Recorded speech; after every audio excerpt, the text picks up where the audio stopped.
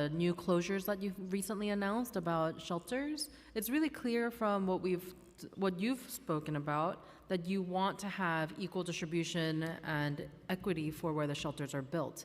Yet when we look at a map of where the shelters are, it's 38 shelters in my district, a high density of population of shelters in Southeast Queens and Selvina Brooks Powers' district, Speaker Adrian Adams' district, Councilmember Salamanca's district in the Bronx, and Councilmember Althea Stevens. It's clear that when you look at it on a map, they are saturated and concentrated in the highest levels of poverty in Black and brown neighborhoods.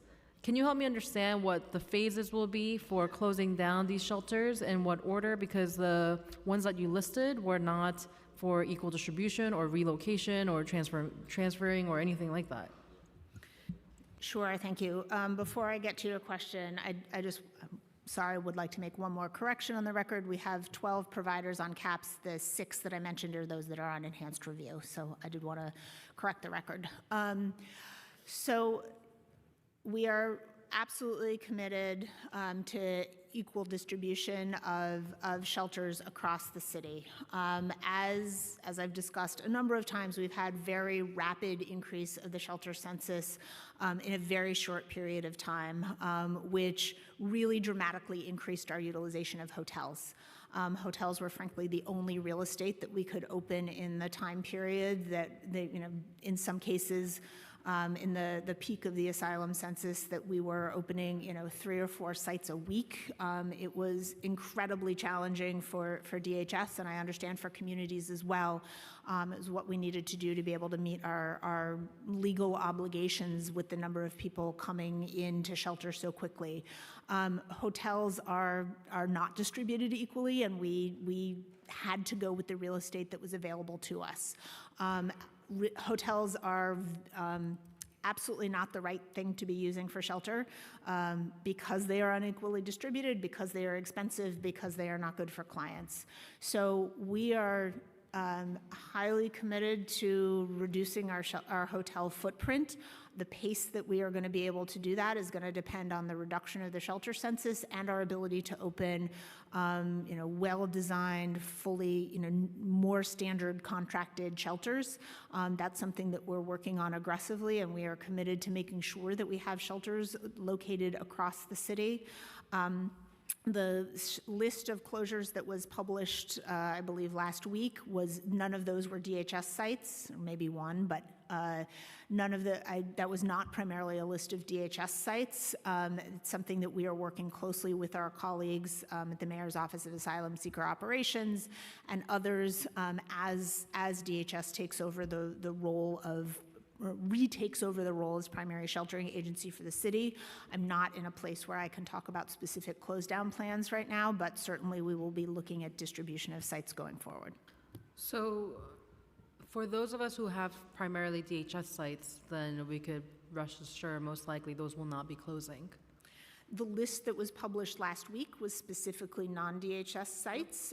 We DHS will be the long-term sheltering agency for the city, but as I say, I would prefer not to be using hotels in anywhere close to the same level that we are right now. So as we are able to site shelters going forward, that is something that we will look to change. So you will be looking to have equal distribution, not concentration in Black and brown neighborhoods for all these shelters? This has been a clear policy from the start of the administration. I would say that the asylum seeker crisis certainly caused some deviation from that. We'll fully acknowledge that we had to take advantage of the hotel real estate where it existed, but we have been committed to siting shelters in districts across the city, and we will remain so. Okay, and my last question is, DOI recommended centralizing oversight and compliance, fiscal and governance matters within MOC's vendor integrity unit. What challenges do you foresee to implement this recommendation? And can you give us more resources on what concrete steps you've now taken through the vendor compliance cabinet, and what is MOC's target timeline? Who is in this also? Who is in this special compliance cabinet? So, Chair Wan, I'd say first on the vendor integrity unit that you mentioned. Let's speak of the vendor integrity unit is a unit within MOC's that is doing specific acts, that is really more in the day-to-day, and is going to be developing, thinking about really the same thing that the VCC will be thinking about, which is technology, procedures, and policy in order to get better outcomes here. The difference is definitely partially in the makeup, is that VIU is a MOX unit designed to push things forward in order to reach those goals. The Vendor Compliance Cabinet is chaired by Director Flores, the head of MOX, and Executive Director Lebec, the head of the Mayor's Office of Risk Management and Compliance. It includes the procuring agencies, and then what I would say is kind of, other oversights such as law or the Mayor's Office of Nonprofit Services are advisors and join as needed depending on the nature of the discussion. So you have those two units. In terms of the specific and concrete things that have come out of them, so as I referenced earlier, you have the anti-nepotism policy, which, as the commissioner had stated, originally started with VIU working with DSS and saying, how are we going to deal with these issues, developing these anti-nepotism procedures. Those then elevated to the VCC, to the Compliance Cabinet, so that we can not work in a silo, because I think that's something that's happened previously is you develop a little policy, but you haven't seen how is it going to work on the ground with your procuring agencies, talking to the ACOs, talking to the program people on the ground who actually know the accountability issues, what tools they need. So we've really put an emphasis. There is a firm structure and a charter to the Vendor Compliance Cabinet that says, here's our goals, here's what we hope to achieve. So anti-nepotism has been is completely out on the street. We have a directive was issued this summer regarding adverse information, kind of related to a lot of what we've been talking about, enhancing those procedures of saying, agencies, if you see X, you needed to report it to Y, so that we're sharing information, we're getting all of the making sure we're getting as much of the adverse information as early as possible in order for our agencies to make the best decisions. And then I also referenced the conflicts of interest policy and related party transactions. Those have been developed, those have been drafted, they've been shared with various stakeholders, and they're up for implementation presently, and we hope to have those in place for fiscal year, for calendar year 25. And so those, I would say, are some of the concrete steps, although as I think, Chair Wan, as you know well, when we talk about vendor integrity, there are lots of places at MOX that are concerned with vendor integrity.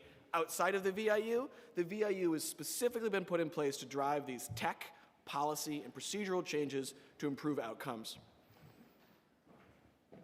So you feel confident that you will be able to centralize oversight for compliance, fiscal, and governance under the VIU?